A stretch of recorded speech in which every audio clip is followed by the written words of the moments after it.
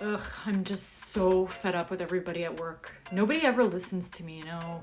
Like, I feel like I'm always there for everyone and they just take advantage of me. Yeah, that sounds rough. And my sister, don't even get me started about her. She never calls me, and when I reach out, she's always too busy. I mean, who has time for everyone else's problems? Am I right? Right. Speaking of that, can we talk about how I'm feeling for a second? It seems like I haven't really had a chance to share what's been going on with me lately. Oh, really? I thought we were talking about what was going on with you too. Okay, so here's the deal. Sometimes when people are stuck in their own pain or frustration, they end up projecting those feelings onto others. See how she assumes that everyone is taking advantage of her? Projection is when we unknowingly project our own feelings onto someone else because it's too uncomfortable to face them directly. I notice that a lot of what you're saying makes it sound like you feel kind of unappreciated, like people don't really see or value what you're bringing to the table. Yeah, I guess I do feel like that sometimes, like no one really notices me. So here's where unmet needs come in. Sometimes when we're venting, we're actually expressing a need that we haven't fully identified yet.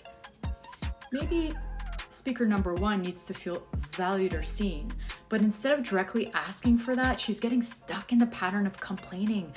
Recognizing these unmet needs can be the first step to shifting that pattern. Do you think that part of you just wants to feel like people are there for you too? Like not just to listen, but to really hear you? Yeah, maybe. I guess I've just been feeling invisible lately. Sometimes when we realize we've been putting all of our stuff onto someone else, it can be a bit embarrassing or even a little uncomfortable. But owning up to it is actually really important. It's an important part of repairing any rift it might have caused. And when we take responsibility for our part, it makes it easier for the other person to feel understood and connected to us again. I'm sorry I've been kind of hogging the conversation. I guess I didn't even realize I was doing it. Thank you for letting me know. Thank you for hearing me. I get that you're going through a lot right now and I want to support you, but it really helps when we can make space for both of us. Yeah, you're right. Let's make sure you get to share too. What's been going on with you? When we start feeling annoyed in conversations, sometimes it's a sign that there's something unbalanced going on. Recognizing projection and unmet needs helps us bring things back into balance in a compassionate way. And if you realize you're the one doing all the venting, remember, it's okay to have needs. Just make sure to express them in a responsible way, making space for the other person as well.